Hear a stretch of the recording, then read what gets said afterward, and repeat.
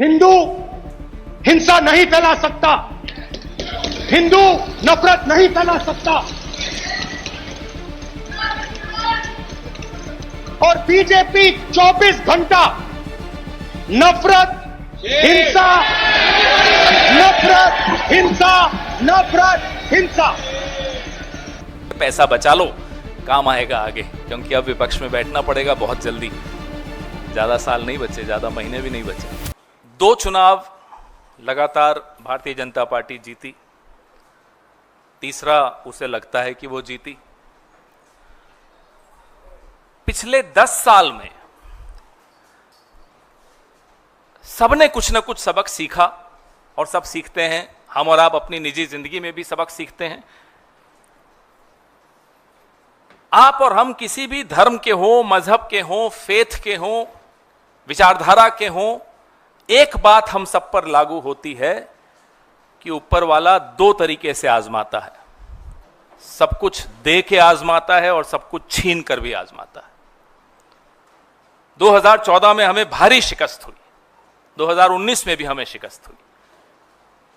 हमने भी आत्मचिंतन किया, समझा, सीखा। लेकिन जिसको सब कुछ दिया और अब 2024 में उससे छीनना शुरू किया, उस व्यक्ति ने, उस पार्टी ने, उस विचार ने कोई सबक नहीं सीखा। यह आज संसद के भीतर और संसद के बाहर स्पष्ट हो गया। पिछले 10 साल इन्होंने अपना व्यापार, अपना कारोबार कैसे चलाया? व्हाट्सएप में झूठ फैलाकर, राहुल गांधी जी के वीडियोस को काट छाट कर, उसके बारे में अनर्गल टिप्पणियां कर करके उन वीडियोस के बारे में चलाया। कारोबार चला, ऐसा नहीं है, 5 साल चला, 10 साल चला। अब वो कारोबार इस देश की जनता ने रोक दिया। ये सबक भारतीय जनता पार्टी नहीं सीख पाई। आज भी राहुल गांधी का भाषण शुरू होते ही 10 मिनट में IT cell Bharatiya Janata party की शुरू हो गई। कैसे उनके भाषण को तोड़ना मरोड़ना है, कैसे स्पिन देना है, कैसे ट्विस्ट करना है, सबक नहीं सीखा। ऊपर वाले ने जब आपको सब कुछ दिया तब भी नहीं सीखा आपने। अब जब ऊपर वाला सब कुछ छीन रहा है आपसे, आप तब भी नहीं सीख रहे। आप अभी भी वही हैं। अच्छा लगा आज देखकर कि प्रधानमंत्री सदन में थे, और अच्छा लगा ये देख के कि प्रधानमंत्री को अपने आप को तकलीफ देते हुए 2 बार उठना पड़ा, और अच्छा लगा ये देख के कि उन्हें राहुल जी को जवाब भी देना पड़ा। कुछ बदलाव तो आ रहा है, अभी बहुत कुछ बदलेगा। हिंदू धर्म के ये ठेकेदार बनते हैं। साथियों, गंगा कहां से शुरू होती है और कहां खत्म होती है, इसके उत्तर में हिंदू धर्म की पूरी परिभाषा छुपी है। क्या गंगा गंगोत्री से शुरू होती है, या आसमान से शुरू होती है और समुद्र में जाकर और फिर से आसमान में चली जाती है? यह है हिंदू विचार। उसका कोई शुरुआत नहीं है, कोई अंत नहीं है। उस विचार के ये बौने लोग ठेकेदार बनेंगे। इतने बड़े विचार को ये बौने उस विचार पे कब्जा करके उसको अपनी ही साइज का बना देंगे। इतने बड़े विचार को बौना बनाने की कोशिश करेंगे और हम होने देंगे? हम अब तक तो सोचते थे कि संवैधानिक संस्थाओं को बचाने की लड़ाई हम लोग लड़ने निकले हैं। हम अब तक ये सोचते थे कि हम एक दूसरे के अधिकारों की रक्षा की लड़ाई लड़ने निकले हैं। हम सोचते थे कि हम देश की जो 75 साल से जो लोकतंत्र चल रहा है उसको बचाने की लड़ाई लड़ने निकले हैं। लेकिन पिछले 10 साल में हम समझ गए, माफ कीजिएगा, इस बहुत ही विशाल विचार जिसको हम हिंदू विचार कहते हैं, धर्म से बहुत ऊपर है, उसको भी, उसकी छवि को भी बचाने का काम हम सबको करना होगा। नहीं तो ये बौने अपने कद का सब कुछ बना देंगे। इस माटी की ऊर्जा को ये समझते हैं। जिस माटी ने बाबा फरीद, बाबा गुरुदेव नानक, कबीरदास, तुलसीदास, गौतम बुद्ध, भगवान महावीर, ऐसे ऐसे संत जिस माटी ने पैदा किए हों, उस माटी को आकर ये लोग परिभाषित करेंगे और अपनी बौनी परिभाषाओं में उतारेंगे और हम होने देंगे। पिछले 10 साल में आपने जो लोगों की जिंदगी से जुड़े हुए सवाल हैं, उनके जवाब देने से आप बचते रहे। कभी देशभक्ति के पीछे छिपकर, कभी देश की वीर बहादुर सेना के पीछे छिपकर, कभी धर्म के पीछे छिपकर। इस चुनाव में आपको जवाब मिल गया जनता से कि माफ कीजिएगा, नीट पे जवाब देना पड़ेगा, महंगाई पे जवाब देना पड़ेगा, पेट्रोल के दामों पे जवाब देना पड़ेगा। लोकतंत्र में तानाशाह को झुकना पड़ता है, कोई तानाशाही नहीं चलती। यह संदेश इस चुनाव का है। नरेंद्र मोदी जी, दोनों कान खोलकर अच्छी तरह सुन लीजिए, अभी भी समय है। 10 साल आपने कारोबार चला लिया, अब नहीं चलेगा यह कारोबार। हम चलने नहीं देंगे यह कारोबार कि आपने भाषणों को तोड़ मरोड़ के अपनी दुकान चला ली। यह देश, इस देश का हिंदू, इस देश का नौजवान, इस देश का विपक्ष, इस देश का मीडिया ये नहीं होने देगा। ये 10 साल से मैं सुनता हूं सोशल मीडिया पे, आप देखते हैं मैं हिंदू जगाने निकला हूं। हिंदू जाग चुका है नरेंद्र मोदी जी, अयोध्या में जागा और वाराणसी में आपके साथ क्या हुआ ये पूरी दुनिया ने देखा। जैसे राहुल जी ने आज कहा, बच के निकले। अब आप झूठ नहीं बेच पाएंगे। अब आप अपनी छद्म राष्ट्रभक्ति और अपने छद्म हिंदुत्व के पीछे आप नहीं छुप पाएंगे। यह देश आपको छिपने नहीं देगा। सामने आइए, नीट पे जवाब दीजिए। सामने आइए, अग्निवीरों को जवाब दीजिए। सामने आइए, महिलाओं को जवाब दीजिए। सामने आइए, किसानों को जवाब दीजिए। सामने आइए, इस देश को जवाब दीजिए। 2/3 हिंदुओं ने आपके खिलाफ वोट दिया है, भूलिएगा मत।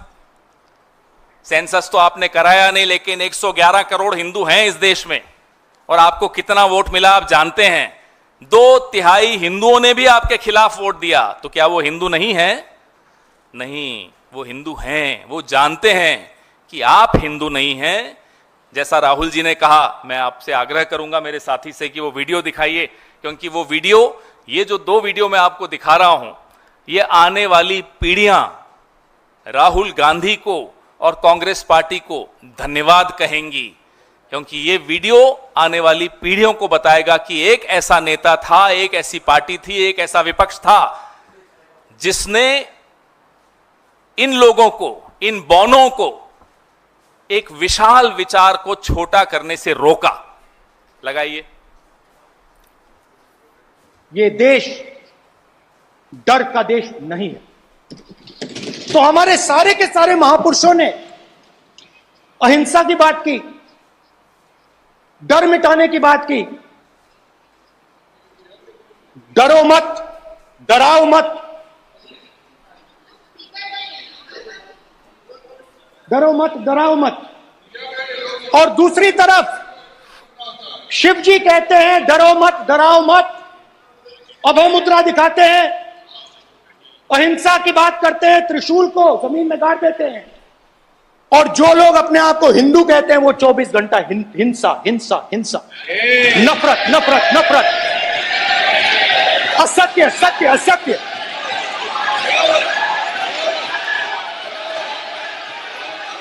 आप हिंदू हो ही नहीं।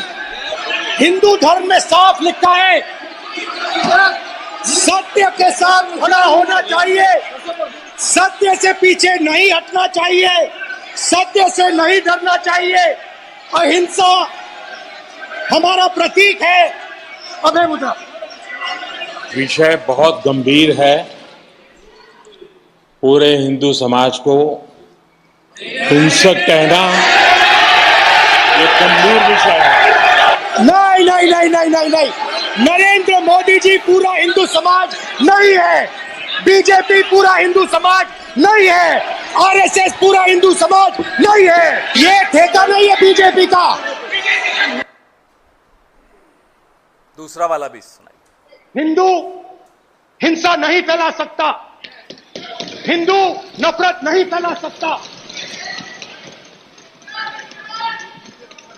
और बीजेपी 24 घंटा नफरत, हिंसा, नफरत, हिंसा, नफरत, हिंसा। ये देश हो गया। आपने देखा कि कैसे नरेंद्र मोदी जी ने आज प्रयास किया उठकर कुछ बोलने का, और जब राहुल जी ने कहा कि नरेंद्र मोदी हिंदू समाज नहीं है, भारतीय जनता पार्टी हिंदू समाज नहीं है, राष्ट्रीय स्वयंसेवक संघ हिंदू समाज नहीं है, ये ठेकेदार नहीं है, और हम ठेकेदारी प्रथा तो नहीं चलने देंगे अपने धर्म पे। आपने देखा उसके बाद नरेंद्र मोदी का मुंह बंद हो गया। और अब मैं फिर से दोहराता हूं, प्रधानमंत्री जी आपको यह समझ लेना चाहिए कि खुदा कभी कभी ऐसा जवाल देता है, उरूस तो देता है पर दिलों से निकाल देता है। अब आप लोगों के दिलों से निकल चुके हो, अभी भी समय है, नीट पर जवाब दीजिए, असली मुद्दों पर आइए। जो मुद्दे लोगों को परेशान कर रहे हैं उन मुद्दों से आप बच नहीं सकते। धर्म के पीछे छिपने की आपने कोशिश की, अयोध्या में जवाब मिला, वाराणसी में अभी आधा जवाब मिला है, पूरा मिल जाएगा, चिंता मत कीजिए। लेकिन अब आपको मुद्दों से बचकर हम नहीं भागने देंगे आपके सवाल।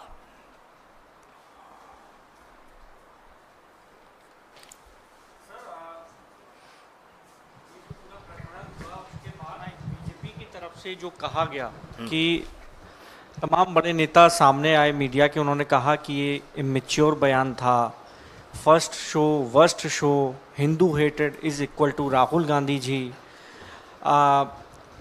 बचकानापन से उभर नहीं पाए हैं। कोई महिला सांसद कह रही हैं कि स्टैंड अप कॉमेडी था।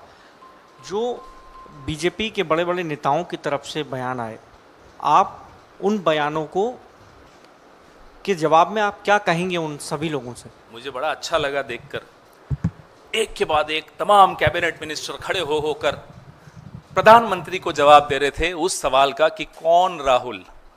आपके कुछ चैनल्स थे, पत्रकार बड़े हंसे थे उस वक्त, मेरे को याद है। इंडिया टुडे, आज तक मैं तो नाम लेता हूं, कि पत्रकार थे, बड़े तेज हंसे, ठठाकर हंसे जब राहुल जी के लिए कहा प्रधानमंत्री ने कौन राहुल। आज उन्हीं के कैबिनेट के मंत्रियों ने प्रधानमंत्री को जवाब दिया ये राहुल। कौन राहुल? वो राहुल जो आपको आईना दिखा रहा है। आईने में क्या दिख रहा है? आईने में एक भद्दी बौनी शक्ल दिख रही है। वो किसकी शक्ल है? वो भारतीय जनता पार्टी की शक्ल है। भद्दा चेहरा, बौना चेहरा। अब कोई आईना देख ले और उसमें उसको ऐसा अक्स दिखाई दे जिसको देख के वो परेशान हो जाए, तो जाहिर सी बात है यही करेगा जो इन तीनों ने किया आज आकर प्रेस कॉन्फ्रेंस में।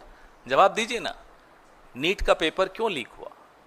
क्यों 7 साल में 70 पेपर लीक हुए? जवाब दीजिए ना, क्यों नहीं जवाब दे रहे? क्यों अग्निवीर को पेंशन नहीं मिलती? क्यों अग्निवीर को शहीद का दर्जा नहीं मिलता? जवाब दीजिए ना। इन सवालों के जवाब देश चाहता है। देश ने अगर हमें विपक्ष में बैठाया है तो क्यों बैठाया है बताइए? क्या जाकर मूंगफली बेचने बैठाया है? हमें बैठाया है कि हम मुद्दे उठाएं, हम सवाल पूछें, सवालों के जवाब लें सरकार से, सरकार को जवाबदेह बनाएं। ये हमारा काम है और हम करेंगे। इन्हें आपत्ति है, ये बौखलाए हुए हैं। इन्हें आपत्ति इसी बात की है कि आज इनका चेहरा बेनकाब कर दिया। अयोध्या का संदेश सब तक पहुंच गया। आपको मालूम होगा, आपने देखा होगा, बड़ी पीड़ा हुई देखते हुए कि जब रिजल्ट आया 4 जून को, उसके बाद 10 दिन तक अयोध्या वासियों पर जो अपमानित टिप्पणियां की गई कि साहब उनसे कुछ खरीदो मत, वहां पैसा मत खर्च करो, वहां की अर्थव्यवस्था डुबो दो। क्यों? ये है आप, इसको आप अपना धर्म कहते हैं। ये मेरा धर्म नहीं है। मतलब वोट तक का रिश्ता था आपका अयोध्या से, वोट नहीं मिला तो अयोध्या वासी हिंदू ही नहीं है, ऐसी ऐसी बातें हमने सुनी। ये तो वाराणसी वाले बच गए थोड़ा सा, नहीं तो उन्हें भी सर्टिफिकेट मिल जाता। जी सर एक सवाल ये है कि 17वीं लोकसभा में राहुल गांधी की मेंबरशिप एक बार चली गई थी, बाद में रिस्टेन हुई।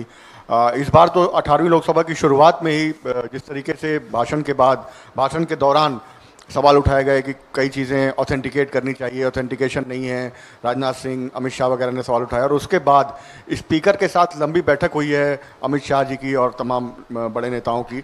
तो अगर कोई प्रिविलेज नोटिस या ऐसा कोई एक्शन सरकार लेती है तो कांग्रेस पार्टी के लिए उसकी कोई तैयारी है? शिव, इसका जवाब एक शब्द है, शिव।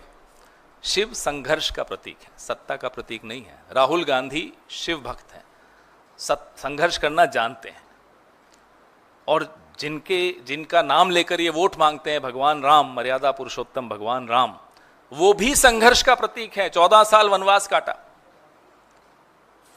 तो इसी धर्म में सब उत्तर मिल जाएंगे आपको। जिस धर्म के ये ठेकेदार बनने का असफल प्रयास कर रहे हैं, हम बनने नहीं देंगे। इसी धर्म में मैंने अभी आपको 2 उदाहरण दिए और अनेक दे सकता हूं इसी धर्म से। संघर्ष का प्रतीक है ये। कर लीजिए, इनको जो करना है कर लें। इन्होंने कोई कसर छोड़ी? 20-20 केस राहुल गांधी पर, 50-50 घंटे, 55 घंटे ईडी के सामने बैठाया, घर से बाहर किया, संसद से बाहर किया, और अनाप शनाप आरोप लगाए झूठे।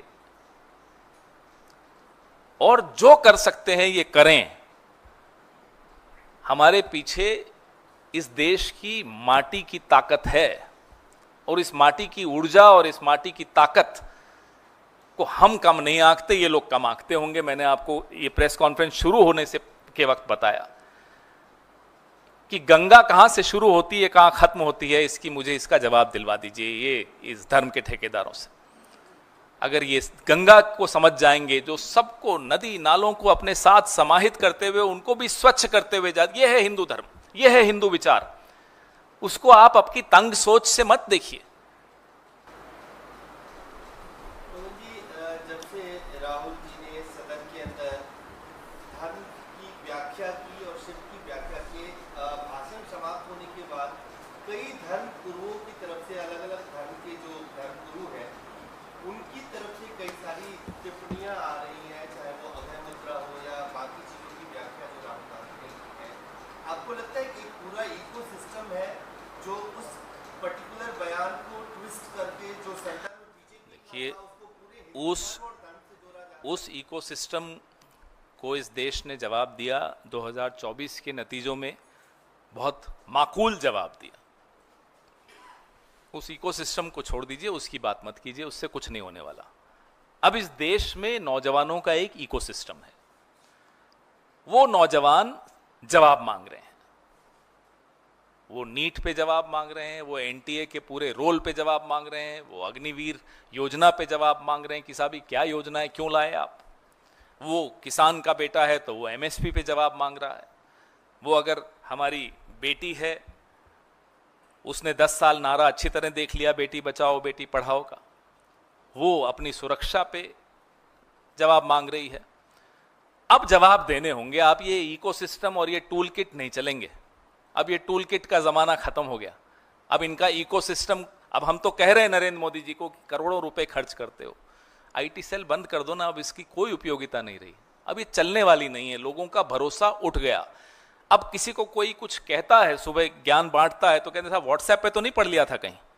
ये आपने हालत बना दिया आपकी आईटी सेल ने। अब आपकी आईटी सेल को बंद कर दीजिए, पैसा बचा लो, काम आएगा आगे, क्योंकि अब विपक्ष में बैठना पड़ेगा बहुत जल्दी। ज़्यादा साल नहीं बचे, ज़्यादा महीने भी नहीं बचे।